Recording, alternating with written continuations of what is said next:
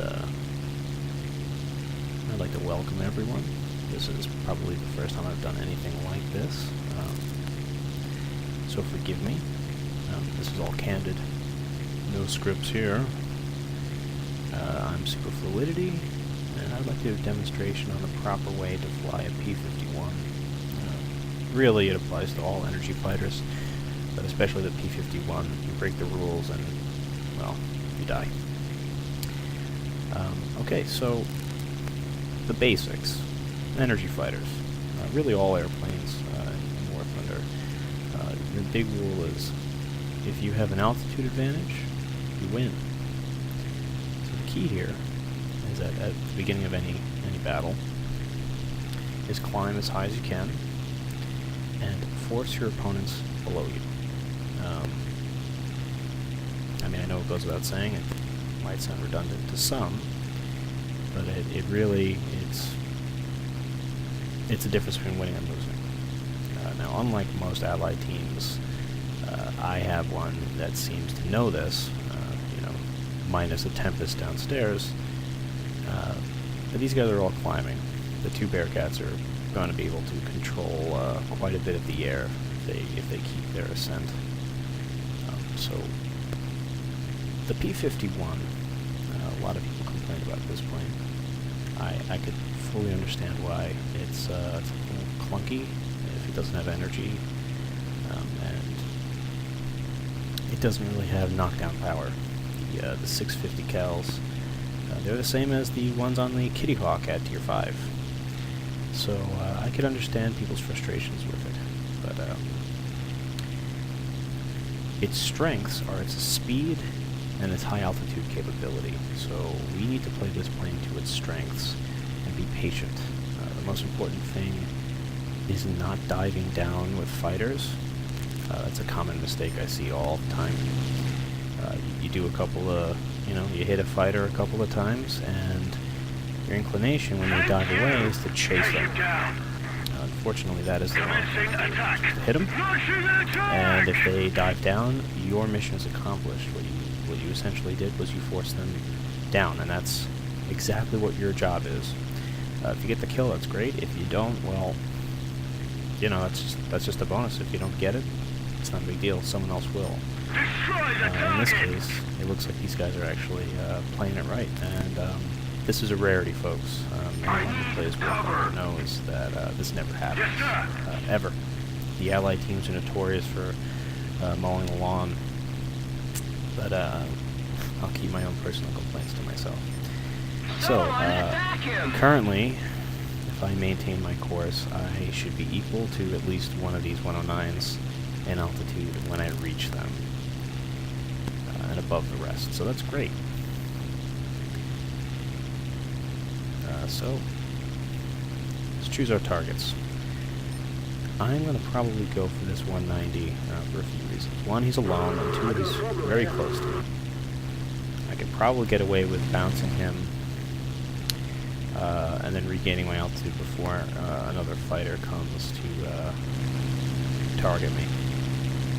Okay, I'm letting him go.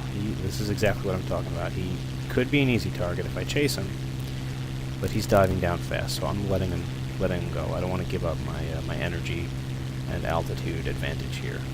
Attack the enemy! We're gonna go for this LA-7. Launching an attack!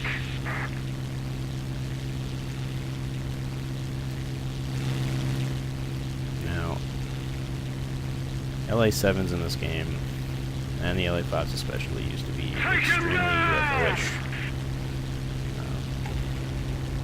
They kind of watered them down a little bit, but do not underestimate the maneuverability of these planes. Oh, okay. And when you're actually executing the boom and zoom, intelligent opponents will wait for you to get close, and then quickly and violently maneuver away to try to minimize how long you're they'll in your sights. That's a common maneuver, but it's also very effective. So what you want to do is you don't want to fall for it. You don't want to turn with them. You don't want to lose your energy.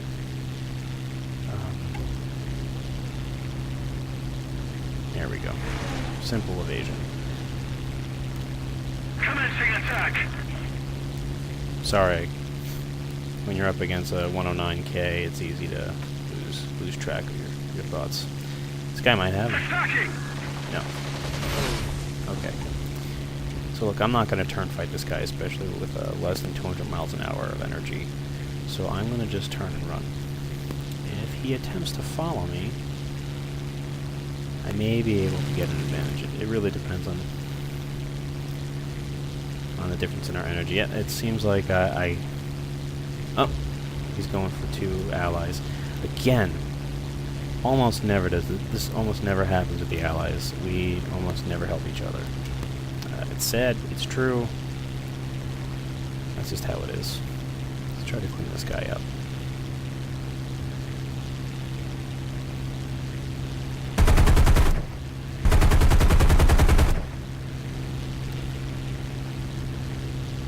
Now, right now I'm breaking a pretty big rule. I am diving down. Roger that.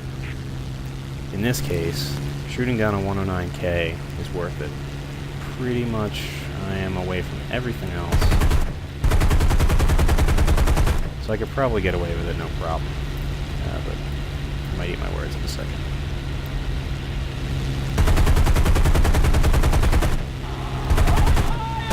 Yeah, look at those 50 cals doing their job.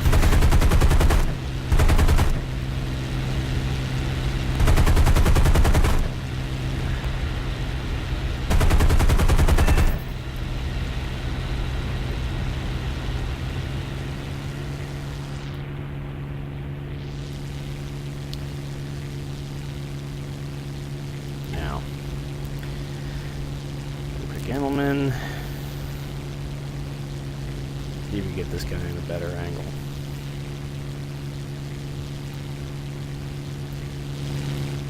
We definitely got him, though. Guys behind me might beat me to him at this point. We'll see.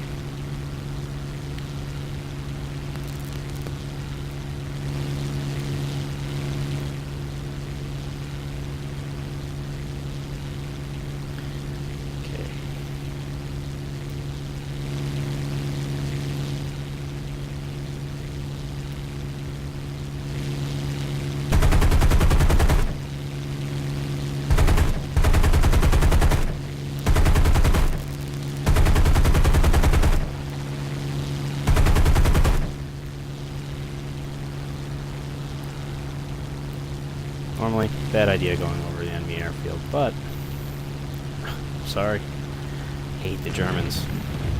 So, going for it. Of course, enemy, always remember, enemy AA is accurate. Allied AA is not. Never count on it, because it will always get you killed.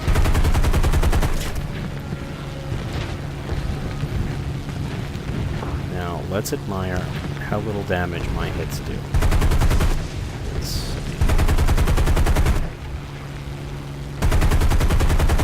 There we go. By K4. Well done. Thank you very Alright, much. so still a couple of guys left. So look, I thought I broke my own rules, but as it turned out, thanks to these bear cats, the skies were clear. So I was actually okay to go and chase that K4 to his grave.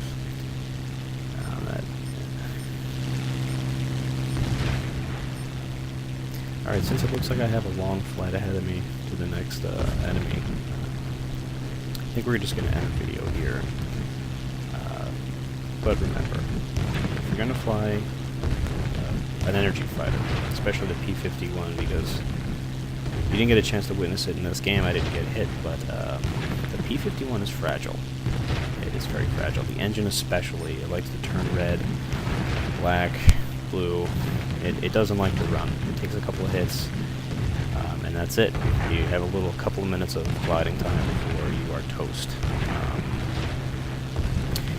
And it's all about protecting yourself with altitude and energy. So, that was it. I hope this helps some people. It probably didn't, but if it does, fantastic.